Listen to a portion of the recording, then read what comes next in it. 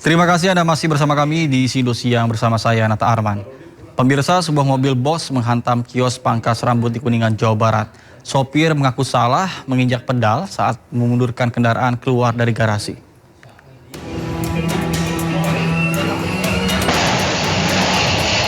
Sebuah mobil box menabrak kios pangkas rambut di Kecamatan Ciawi Gebang, Kabupaten Kuningan, Jawa Barat. Kejadian berawal saat mobil box hendak keluar dari garasi di seberang kios pangkas rambut tiba-tiba hilang kendali hingga menabrak kios. Sopir mengaku salah menginjak pedal saat memundurkan kendaraan. Hantaman mobil sempat membuat panik lantaran tukang pangkas rambut tengah melayani pelanggan saat kejadian. Tidak ada korban jiwa dalam peristiwa itu, namun kerugian kedua belah pihak mencapai puluhan juta rupiah. Mobil pick-up dengan nomor polisi B9306 PCI diduga hilang kendali saat hendak keluar dari garasi konveksi yang tepat berada di seberang kios tukang cukur. Pengemudi diduga salah injak rem, ternyata yang diinjak pedal gas sehingga seketika melaju dan menabrak kios tukang cukur rambut. Para pihak sepakat untuk menyelesaikan masalah secara kekeluargaan dan tidak membuat laporan ke polisi. Dari Kuningan, Jawa Barat, Mahardika, iNews melaporkan.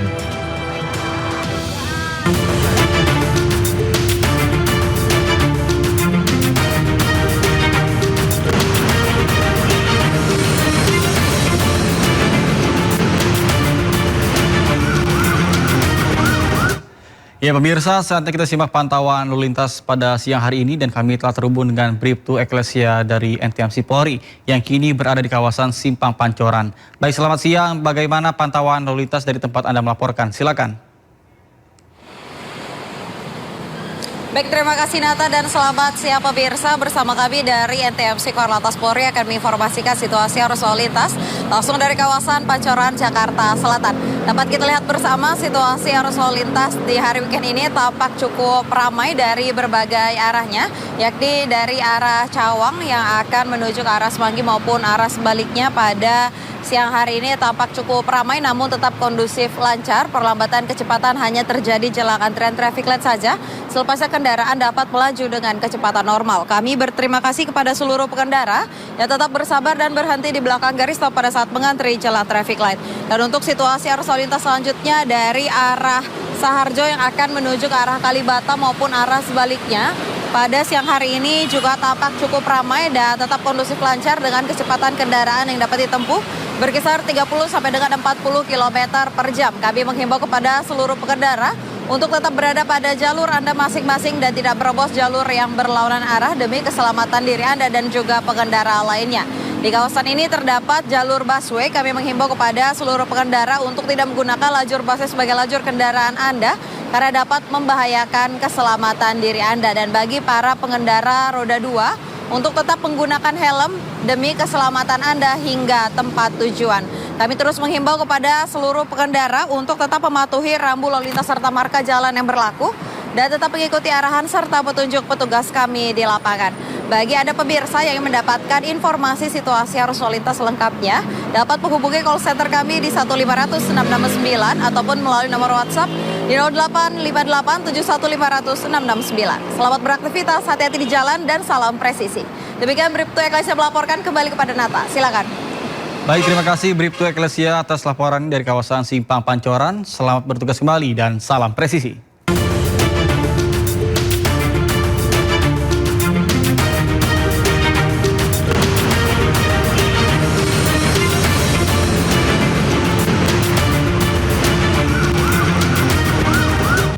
Pemirsa, bagi Anda yang bingung mau kemana di akhir pekan ini, Anda bisa berkunjung ke pameran Art Jakarta Gardens 2026 di Hutan Kota Pelataran Kompleks GBK Jakarta.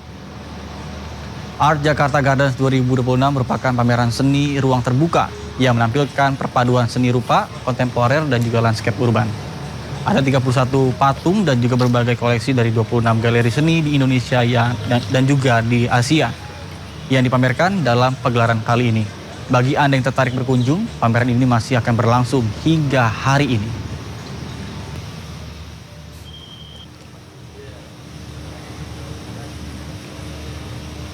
Keinformasi lainnya pemirsa, Direktur Jenderal Bea Cukai Ahmad Dedi lari sekuat tenaga saat dicecar awak media usai diperiksa oleh KPK. Dedi adalah salah satu saksi terkait dengan kasus dugaan suap importasi barang di Dirjen Bea Cukai senilai 61 miliar rupiah. Pak, kemana Pak? Woi Pak! Pak, kemana Pak? Woi Pak! Komisi Pemberantasan Korupsi jadwalkan pemeriksaan sejumlah saksi terkait kasus dugaan suap importasi barang di Dirjen Bea Cukai senilai 61 miliar rupiah. Salah satu yang diperiksa Ahmad Dedi selaku PNS Bea Cukai. Selesai pemeriksaan, Dedi memilih lari saat meninggalkan gedung merah putih KPK. Dedi lari sekuat tenaga untuk menghindari awak media yang mencoba menginformasi materi pemeriksaannya. Dedi terus lari hingga jalan umum depan gedung merah putih KPK meski berlawanan arah dengan kendaraan bermotor yang melintas. Berarti Ahmad Dedi diduga menerima aliran uang? Ada dugaan penerimaan yang dilakukan oleh yang bersangkutan dalam pengurusan bea atau importasi barang. Nah, ini masih akan terus didalami terkait dengan keterangan-keterangan itu, termasuk nanti dari keterangan yang muncul dalam persidangan. Itu juga nanti akan menjadi pengayaan oleh penyidik. Selain Dedi, KPK juga menjadwalkan pemanggilan terhadap 3 saksi lain dari unsur swasta. Ketiganya adalah Heri Setiono, Haritomi, dan Hana PRB. Dari Jakarta, Tim Liputan iNews melaporkan. Pemirsa, Menteri Keuangan Purbaya Yudisadewa menegaskan belum akan menonaktifkan Dirjen Bea Cukai Jaka Budi Utama meskipun namanya muncul dalam dakwaan kasus dugaan korupsi di ekspor impor di lingkungan Bea dan Cukai. Purbaya menyebut keputusan akan diambil setelah proses hukum berjalan jelas di pengadilan. Menurut Purbaya, nama Jaka Budi Utama baru muncul dalam persidangan sehingga belum ada dasar untuk melakukan pemberhentian jabatan. Dirinya menegaskan pemerintah akan menunggu seluruh fakta terungkap sebelum menentukan langkah lanjutan. Purbaya juga menyebut telah berkomunikasi dengan Jaka dan memastikan yang bersangkutan akan mengikuti proses hukum yang berjalan.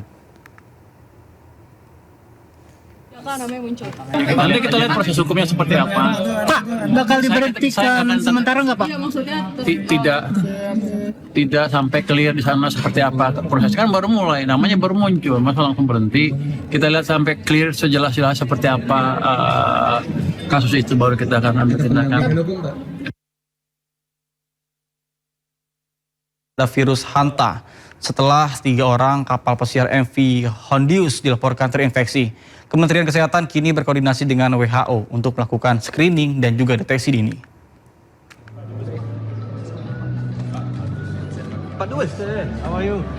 Menteri Kesehatan Budi Gunadisadikin memberikan tanggapan terkait virus Hanta yang kini tengah menjadi sorotan internasional setelah muncul kabar 3 orang terinfeksi di kapal pesiar MV Hondius di Tanjung Verde.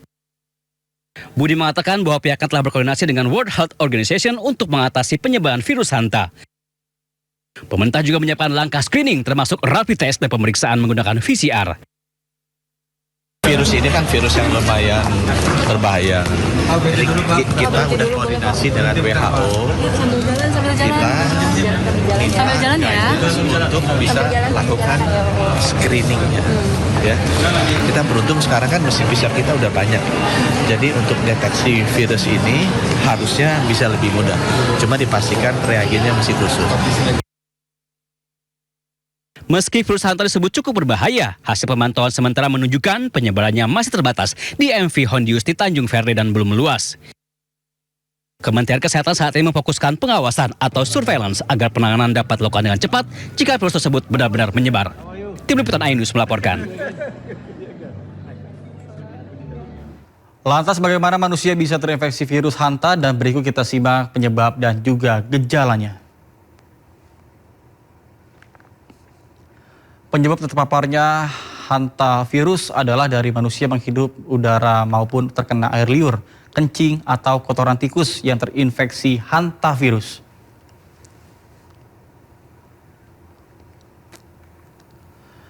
Gejalanya pertama demam, kemudian sakit kepala, lalu mata merah.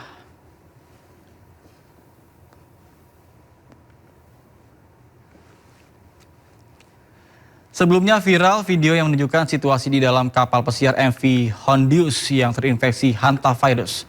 Saat itu sang kapten kapal terekam kamera mengumumkan kematian salah satu penumpang saat tengah berada di perairan Tanjung Verde. Dalam video yang direkam pada 12 April, sang kapten mengumumkan ke penumpang lain bahwa adanya salah satu penumpang pria yang meninggal dunia. Saat itu, sang kapten menyebut penyebab kematian adalah faktor alami dan tidak menular. Namun, dalam perkembangannya, akhirnya diketahui penumpang diduga terinfeksi hantavirus. Bahkan tidak hanya satu, namun 3 penumpang yang meninggal, yakni 2 warga Belanda dan seorang warga Jerman. Diduga 2 warga Belanda tersebut tertular virus saat sedang mengamati burung dan juga mengunjungi lokasi pembuangan sampah. Kapal tersebut pun disebut sebagai kapal pembawa wabah.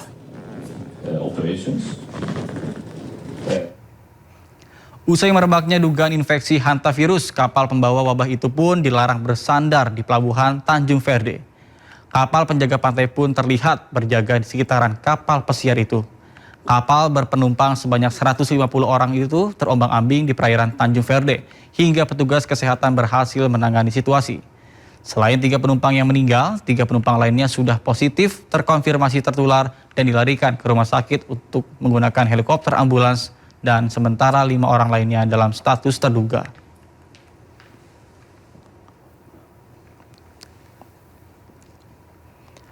Pemirsa, sebagai bentuk kepedulian terhadap kesehatan masyarakat, MNC Peduli bekerjasama dengan Rumah Sakit Islam Ashifa Sukabumi menggelar screening penyakit katarak dan juga pterygium secara gratis. Kegiatan ini menjadi bagian dari komitmen sosial dalam menekan angka gangguan penglihatan dan juga kebutaan di wilayah Jawa Barat.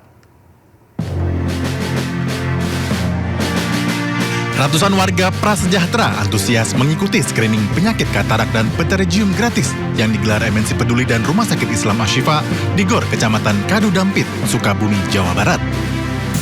Pemeriksaan dilakukan sebagai langkah awal untuk membantu masyarakat mendapatkan operasi gratis di Rumah Sakit Islam Ashifa jika didiagnosa menderita penyakit katarak dan pterygium. Kami sangat menyambut baik karena bisa menolong pasien-pasien yang terutama di Kecamatan Kadu Dampit. Kegiatan ini sangat bermanfaat bagi masyarakat.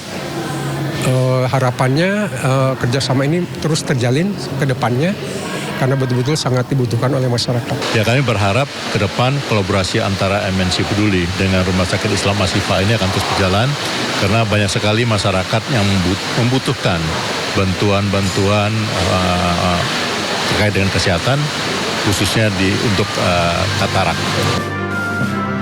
Selain mendapatkan layanan kesehatan mata gratis, MNC Peduli dan Rumah Sakit Islam Ashifa juga memberikan edukasi kesehatan mata untuk masyarakat.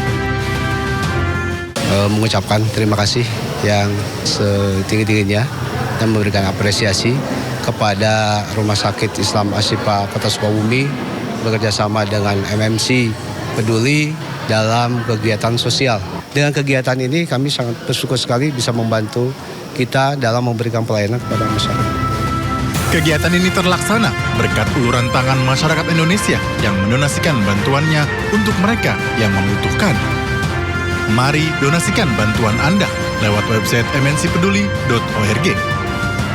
Dari Sukabumi, Jawa Barat, Selena Yahya, Muhammad Fakih, iNews melaporkan.